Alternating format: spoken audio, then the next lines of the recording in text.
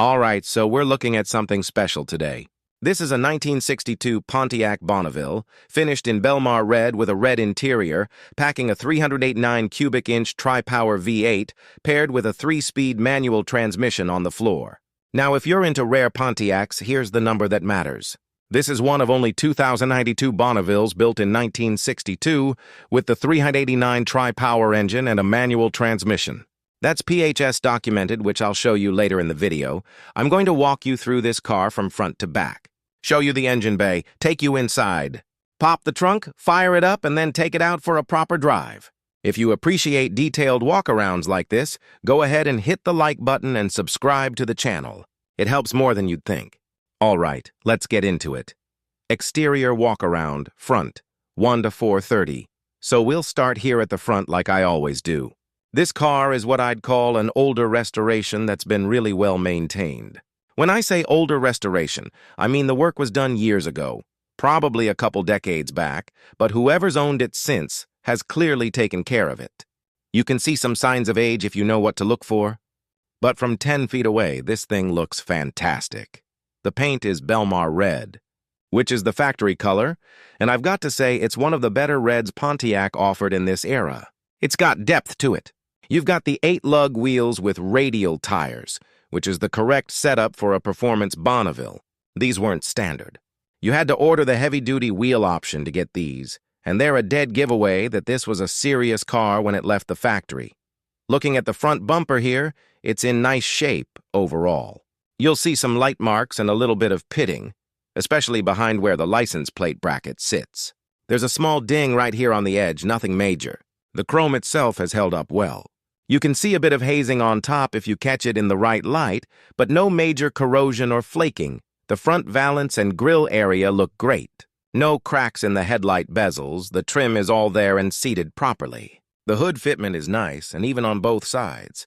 All of these panels are original to the car, which is something I always try to verify. You can see a small indent here on the fender, probably from a car door in a parking lot at some point over the last 60-plus years. A couple little blotches in the paint if you get close. But again, this is the kind of stuff that comes with an older restoration. One thing I want to point out is the glass. No cracks anywhere. The windshield is clear, the side glass is clear.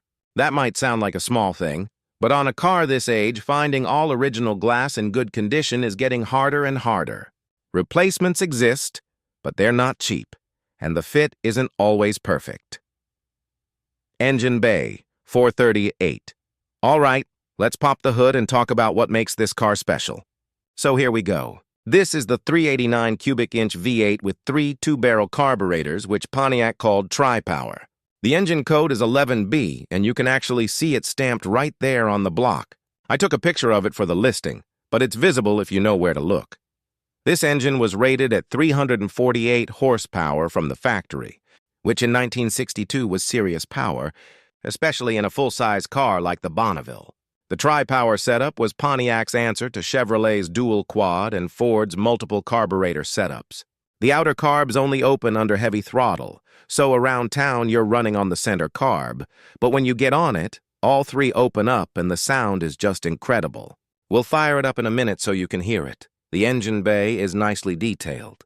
You've got the correct black engine enamel, the air cleaner assembly looks right, and the finishes have held up well.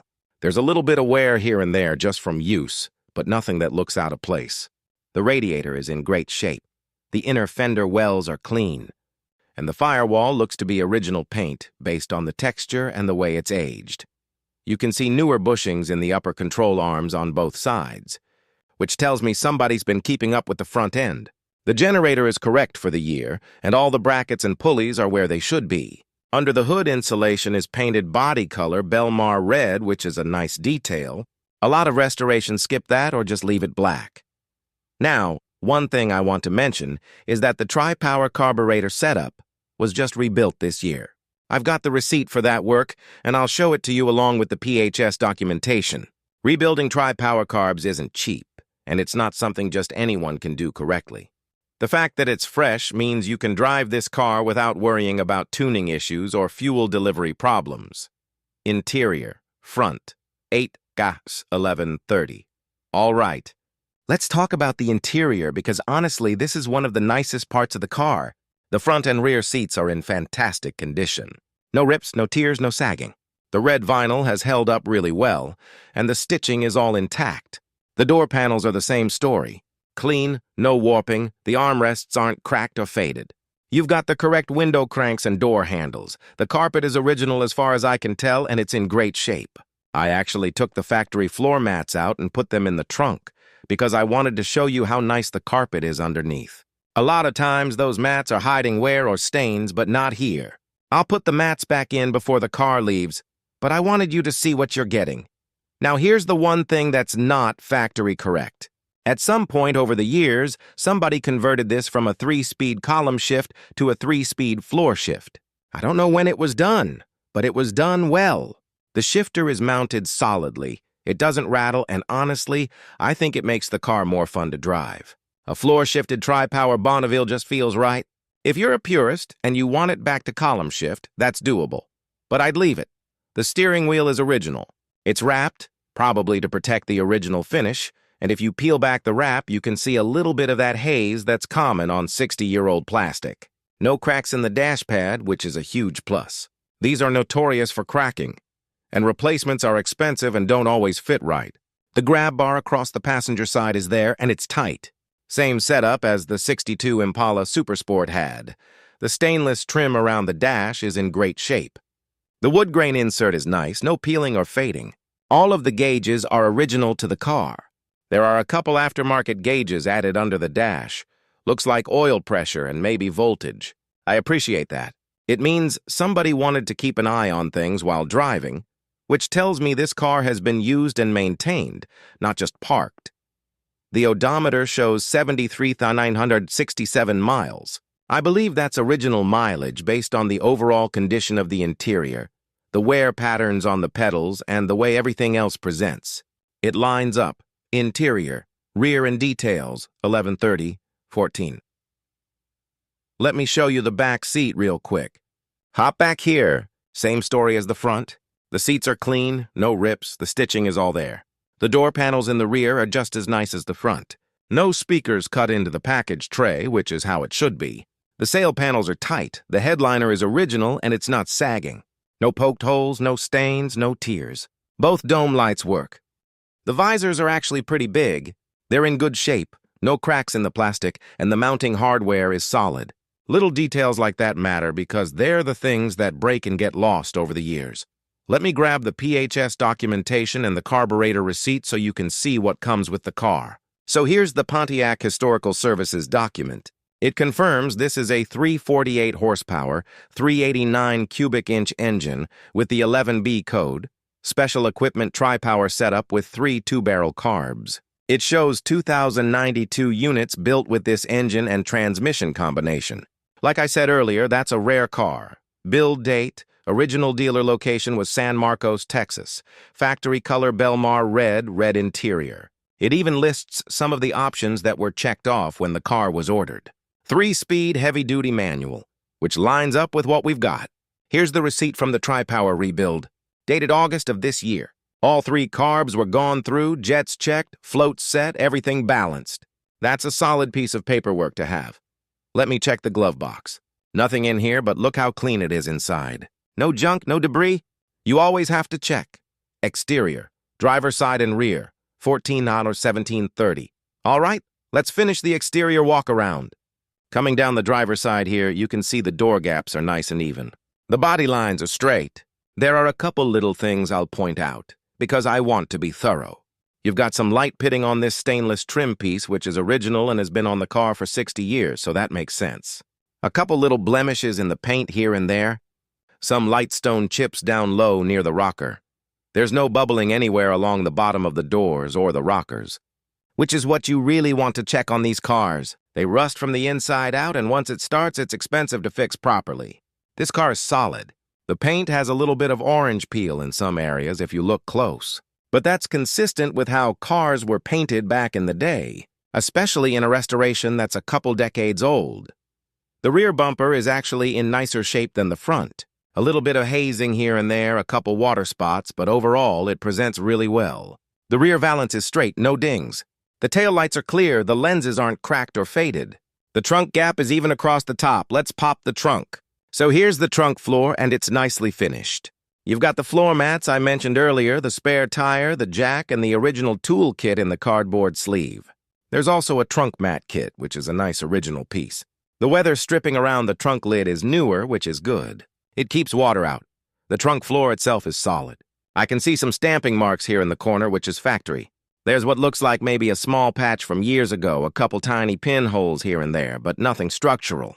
The trunk lid closes solidly, the latch works perfectly.